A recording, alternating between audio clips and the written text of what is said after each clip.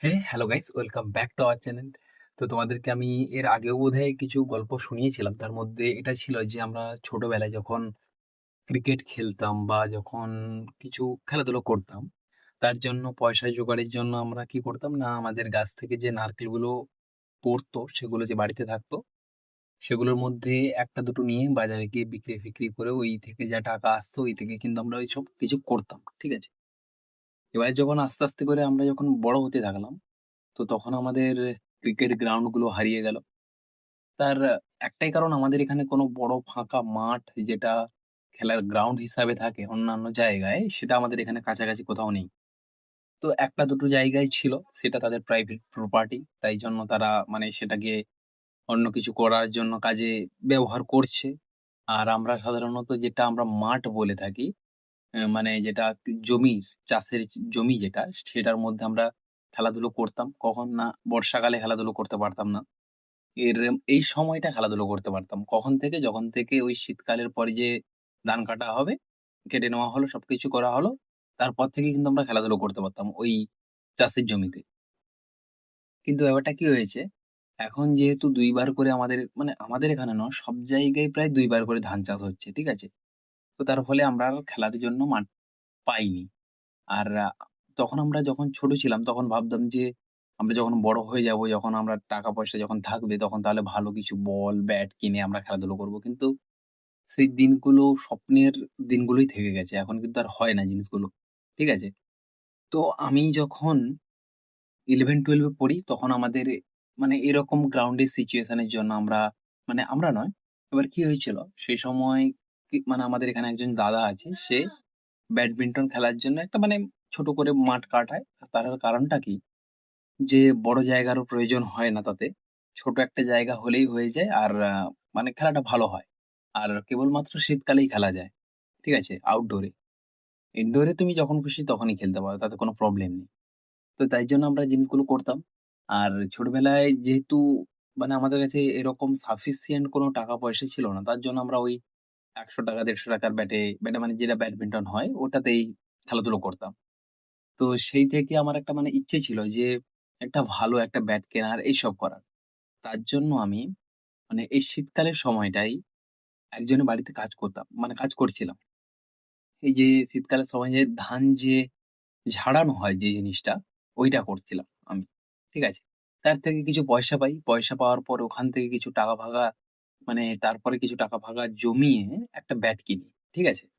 আর সেইটা হলো এই ব্যাটটা, আমি দেখাচ্ছি তোমাদেরকে।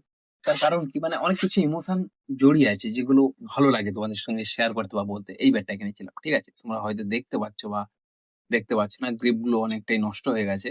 আর আমি কোন প্রফেশনাল ব্যাডমিন্টন বা এমন প্রচন্ড পরিমাণে ভালো খেলি এমনটা না। জাস্ট শখের জন্যই সবকিছু। তো কেনার পর এই যে এর যে নেটটা দেখতে পাচ্ছ হয়তো তোমরা বা দেখতে পারছো না। এটা স্ট্রিং বলে এতে। তো এই স্ট্রিংটা লাগানোর জন্য আমি আবার অনেকদিন ধরেই পয়সা জমাই। ঠিক আছে? কারণ এই স্ট্রিমটা লাগাতে প্রায় ৳৭০০ নিয়েছিল। ৳৭০০ র উপরে নিয়েছিল। তো সেই থেকে বুঝতে পারছো। আর আমি এটাকে মানে কি বলবো? তোমাদের সঙ্গে যে কথাগুলো বলছি না, খুব মানে একটা এক্সপেরিয়েন্স বা এরকম একটা তোমাদের মানে বলার চেষ্টা করছি। যেটা যে এই ব্যাডমিন্টনটা কেনার জন্য আমাকে প্রায় মানে অনেকদিনই কাজ করতে হয় ২-৪ দিন ধরে। তারপরে এই নেটটার জন্য আমি এই ব্যাডমিন্টনটা কেনার প্রায় ২ বছর পরেই এই নেটটা আমি, মানে এই যে স্ট্রিংটা আমি লাগাই। ঠিক আছে? যার ফলে মানে সত্যি কথা বলতে কি, অনেকেই আমাদের এখানে যারা কিনেছিল, আবার যারা মানে কাজে-ফাজের জন্য যারা ব্যস্ত হয়ে পড়েছে বা কিছু একটা হয়েছে, তারা কিন্তু বিক্রি করে দিয়েছে। আমার সঙ্গে কিনেছিল ২ জন। তারা বিক্রি করে দিয়েছে। কারণ কি, তারা আর খেলাধুলো করে না। জিনিসগুলো এরকম মানে পর্যায়ে দাঁড়িয়ে গেছে। কিন্তু আমি খেলাধুলো করি না ঠিক আছে। কিন্তু এই জিনিসটা আমি কোনদিন বিক্রি করব না। আর এটা সত্যি একটা স্মৃতি, যেটার জন্য আমি কারোর বাড়িতে কাজ করেছি। কিছু করে টাকা-পয়সা জমিয়েছি এই স্ট্রিংটা আমি লাগানোর জন্য। তো থাক। আর এই যে পরিশ্রমটা এর জন্য যে হয়েছিল, সেটা মানে এরকম নয় যে উসুল হয়ে গেছে। একটা জিনিস কি, একটা তুমি যখন শখের জিনিস বা একটা যে জিনিসটা তুমি চাইছিলে এতদিন ধরে করতে, সেই জিনিসটা যখন অ্যাচিভ করো না, তার আলাদা একটা ফিলিংস আসে। ঠিক আছে? এবার অনেকের স্বপ্ন থাকে যে কেউ মানে টু হুইলার্স এর যেমন ভালো যে বাইক গুলো হয় সেগুলো নেবে। যেমন হিমালয়ান আছে মানে যেগুলো কি বলা যায় ট্রাভেলিং টাইপের বাইক হয়। আবার কেউ চায় যে রেসিং টাইপের বাইক নিতে। তো সেগুলো মানুষের একটা ইচ্ছে থাকে। পরশুদিন একজন ছেলের সঙ্গে মানে আমাদের থেকে একটু কম বেশি ছেলে একটা। তার সঙ্গে মানে দেখা হয়েছে বলতে একটা দোকানে বসছি, ছেলেটা বাইক নিয়ে এসছে। ঠিক আছে? নতুন বাইক, নতুন কিনেছে। তো নিয়ে এসে বসছি। আমি কথা বলছিলাম তার সেই ছেলেটার সঙ্গে। সে বলল, "দাদা আমার অনেক দিনের শখ ছিল কেনার।" আমাকে বলছে। বলছে, "হ্যাঁ।" তারপর বলছে যে, "এই যে শখটা ছিল যে আমার কেনার, আমি আজকে কিনে আমি তোমাকে কোনো কিছুতে বোঝাতে পারব না যে আমি কতটা আনন্দ পাচ্ছি।" আবার অনেকেই হয়তো মানে সে বলছে, অনেকে হয়তো ভাবছে যে ফালতু ছেলে একটা ফালতু বাইক কিনেছে।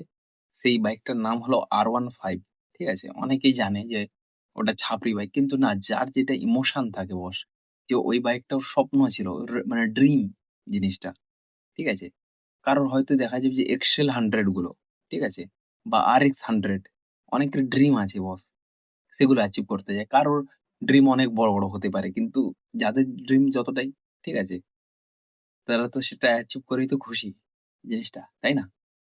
আবার যদি সেটা যদি তুমি নিজে ইনকাম করে নিজে কেনো, আরো প্রচন্ড পরিমাণে খুশি পাওয়া যায়। যেটার সীমা থাকে না। তুমি একটা সাইকেল কিনলেও খুশি পাবে। আমি একটা সাইকেল কিনেছিলাম, ঠিক আছে? অনেকদিন ধরে আমার ইচ্ছে ছিল জিনিসটা কেনার। ওই যে গিয়ারওয়ালা যে সাইকেলগুলো হয় ওগুলো। ওটা কেনার পর আমি যে খুশিটা পেয়েছিলাম না? এখনো ওটাকে এখনো চালাই আমি। মানে জিনিসটা এখনো আমি খুশি পাই জিনিসটাকে চালিয়ে। সত্যি মানে ভাষায় কোনোদিন ওই জিনিসগুলোকে বোঝানো যায় না। অনেকে ভাববে হয়তো এই সাইকেল চালাচ্ছে। এখনো একটা গাড়ি কিনতে পারেনি কিছু একটা ব্যাপার। কিন্তু ওই যে মানে নিজের টাকায় কিনে নিজে যে জিনিসটা করা, ওর মধ্যে যে অ্যাচিভমেন্ট বা ওর মধ্যে যে খুশিটা আছে না? সেটা তুমি কোনো জায়গায় পাবে না জিনিসটা। তোমাদেরকে আজকে একটা আমি এক্সপেরিয়েন্স শেয়ার করলাম। তার কারণ কি? আমার ভালো লাগছে শেয়ার করতে জিনিসগুলো। তাই জন্য তোমাদেরকে শেয়ার করলাম। হ্যাঁ, ওই যে ছেলেটার কথা বলছিলাম আমি, ওই ছেলেটা বলছিল যে, অনেকেই আমাকে অনেক কিছু বলত যে, "তুই এরকম সেরকম, তুই একটা ঠিক করে জামা পড়তে পারিস না" এই সেই। আমাকে বলছিল ছেলেটা। বলছে, "দাদা আমার যখন আমি কাউকে আমি বলছিলাম যে, আমি এইটা নেবো, এইটা আমার স্বপ্ন আছে।" তখন কেউ একজন ওকে বলছিল যে, "তুই এই জন্মে নিতে পারবি না জিনিসটাকে।" ঠিক আছে? বলছে, "আমার একটা জেদ ছিল এই জিনিসটাকে নেওয়ার।